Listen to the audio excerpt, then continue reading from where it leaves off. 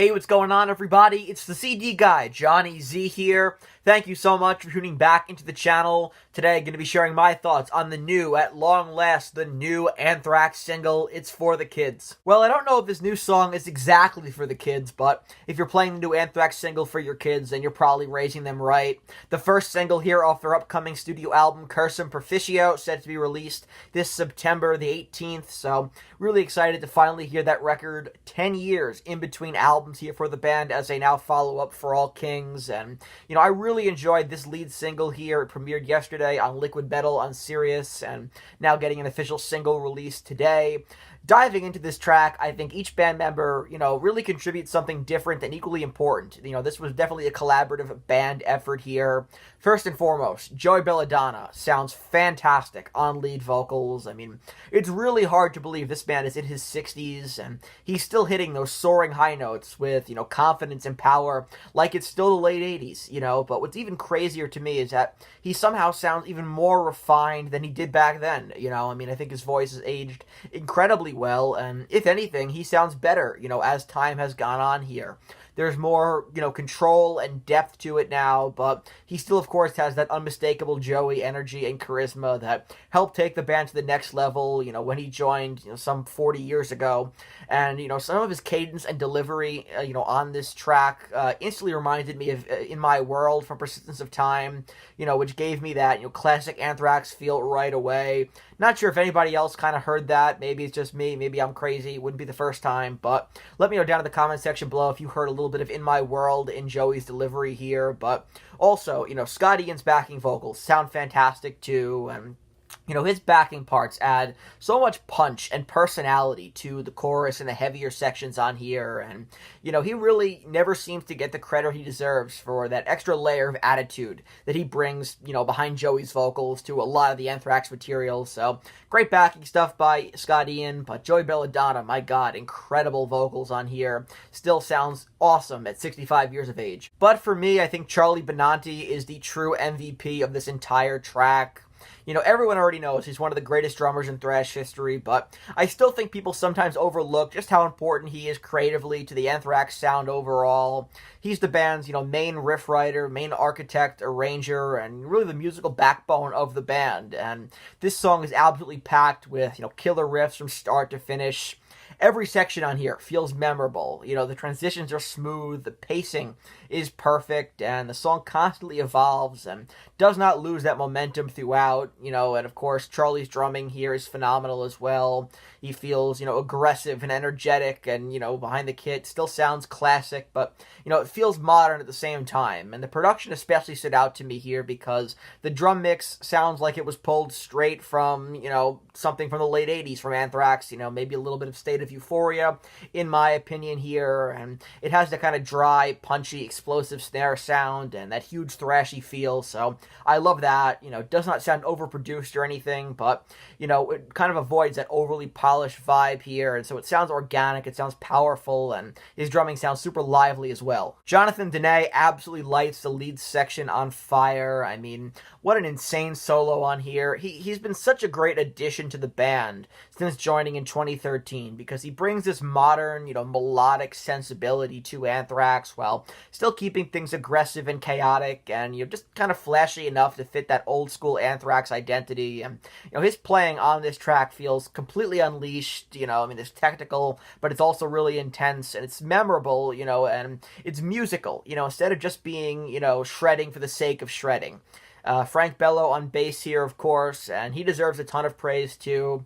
One thing that I've always loved about the Anthrax sound is that they usually let the bass, really exist in the mix more prominently instead of, burying it underneath the guitars, which I know sounds like Metallica's worst nightmare, but I think Frank's, playing adds so much groove and movement to the song. His bass lines are super active and really help to drive the energy of this track forward, especially during some of the transitions and the groove-oriented sections, and it kind of gives this song that extra balance and personality personality that I think separates Anthrax from a lot of their other, thrash metal counterparts. Overall, I think It's For the Kids is one of the best Anthrax tracks of the 21st century.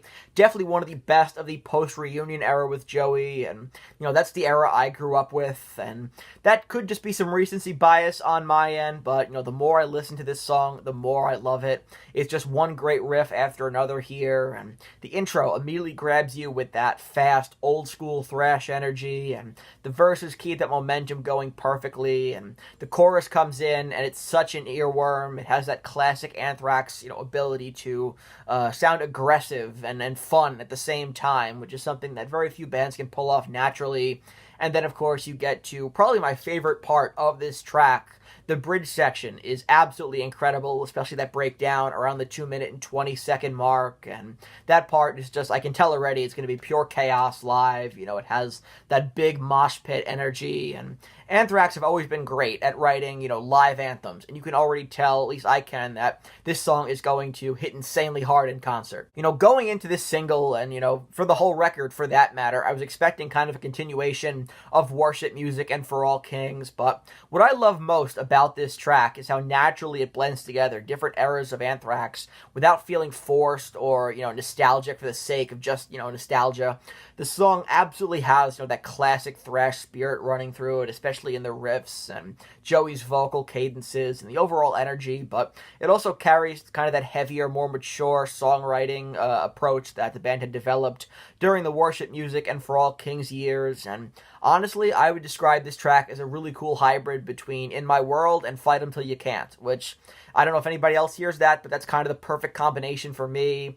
Jay Rustin behind the producer's chair once again, doing a fantastic job here, I think. Everyone gets a chance to really stand out in the mix, and so I'm glad to see that he's picking up where he left off on For All Kings. And the music video was awesome too. Love the callback to the Spreading the Disease album with the Return to the Madhouse. Just really fun stuff. I, like a lot of Anthrax fans, was a bit concerned that the long wait for new music would be kind of impossible to live up to at a certain point, but after hearing this track, I don't think there's anything to worry about. If the rest of Curse and Proficio is anywhere near this strong, I think we genuinely could be looking at the best Anthrax album since The Sound of White Noise, and potentially the strongest Joey-fronted album since Persistence of Time. And I know that's a massive statement to make, considering, how much I already love worship music and For All Kings. Again, like I said, that's the era of Anthrax that I grew up with, so I'll always be partial to those albums, but Anthrax sound completely re-energized here. They don't sound at all like a legacy band trying to relive the past, and,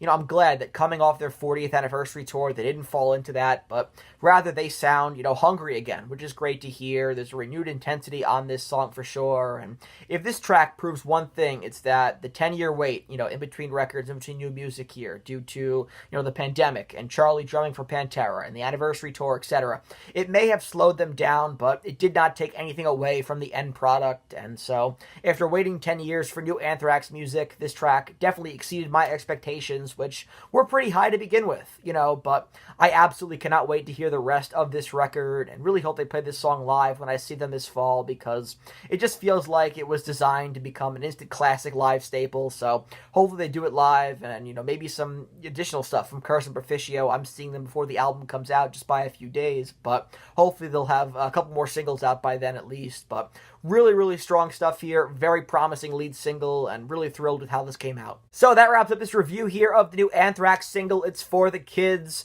Great stuff here. Really, really enjoying it. Better than I expected, and like I said, I had high expectations going into this, but Anthrax with a stellar single here. One of their best tracks of the post-reunion era, as far as I'm concerned. So 2 thumbs up here from me. Really excited for Curse and Proficio. Stay tuned. I'll be reviewing that record and any other Anthrax singles released in between now and release date right here on the channel, so you definitely don't want to miss that.